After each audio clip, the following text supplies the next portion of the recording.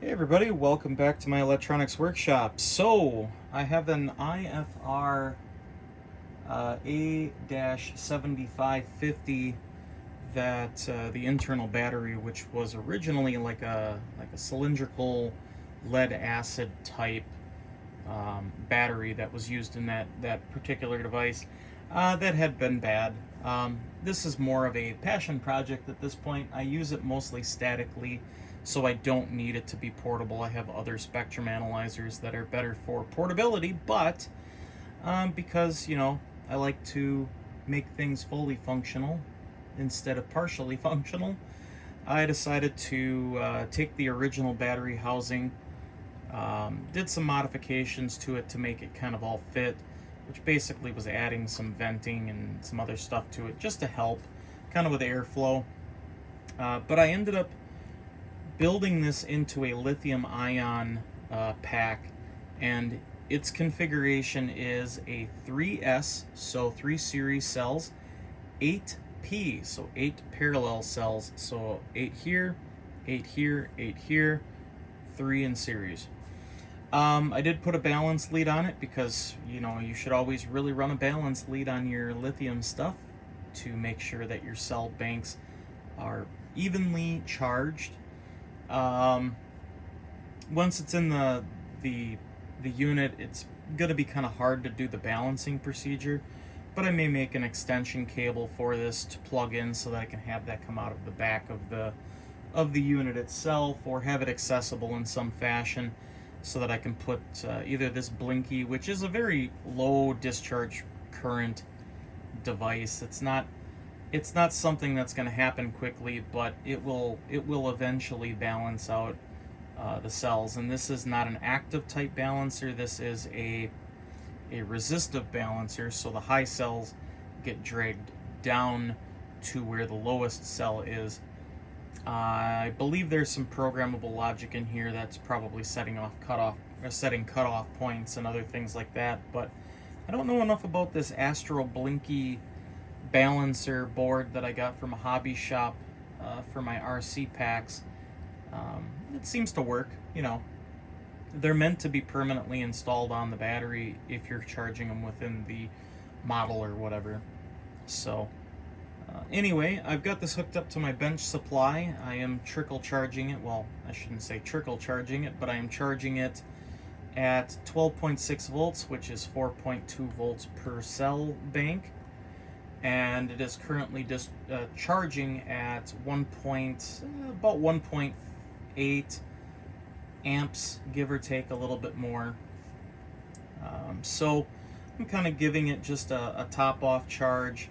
I will put this on my hobby charger, but the total pack capacity of this is its nominal voltage is 11.1 volts, so it's a 12-volt battery.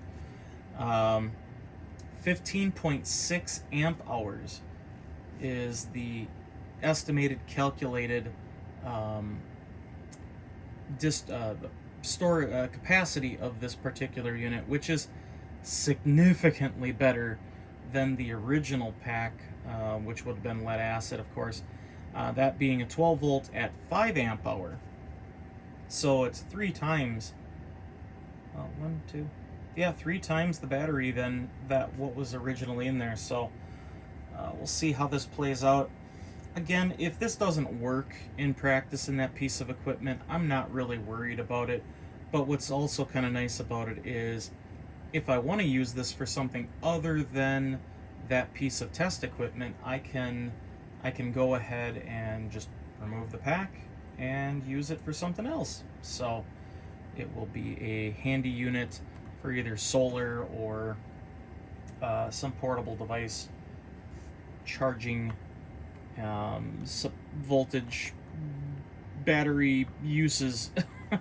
So anyway, it's kind of a fun deal. I did spot weld that all together using the glitter, and it did a fair job. Did a pretty darn good job, actually. I'm not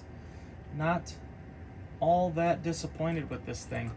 I do want to move this handle to the other side. I'm a right-handed operator, and I use my left hand for doing the doot doot doot while I hold the things with my right hand. So So it's a little cumbersome. The cables are a bit short for using it on the bench, but you can work around that. I also have the hand spot welder, which I almost prefer over this tabletop contact type. So anyway, yeah, so this is what I've come up with. Like I said, originally this was a 5 amp hour battery, so I'm kind of curious to see how this does in that piece of test equipment. And I'm gonna have to, preferably I should have a battery management system on this, a BMS, to kind of make sure that everything is happy. But that's why I have the balance lead on here, so if I did choose to down the road just put a BMS on top, I could.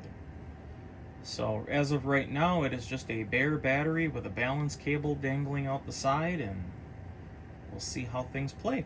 So hope you guys enjoy my nerdy moments. I'll do more battery pack building with the spot welding and the whole process that I take at some point. It is a long process. These are all salvaged lithium ion cells from other devices. I go through a full testing procedure of charging and discharging them to evaluate their current capacity capabilities of individual cells.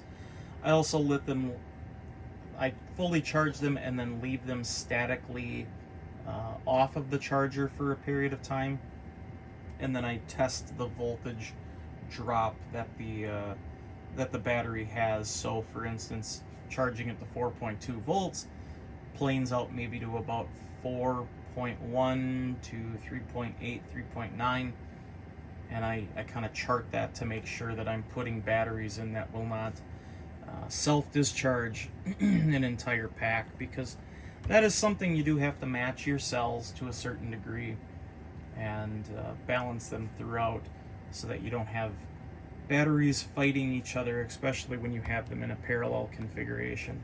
So cool beans. All right, everybody, thanks for joining me in a nerdy moment. We'll catch you in the next one.